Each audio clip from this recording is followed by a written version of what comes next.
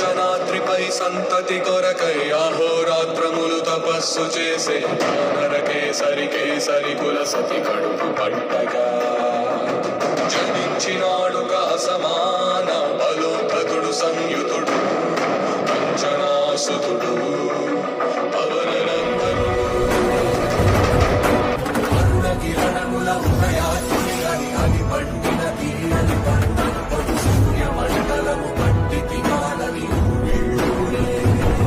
తన దేహం నాటున రవి మరుగై జనము చీకటై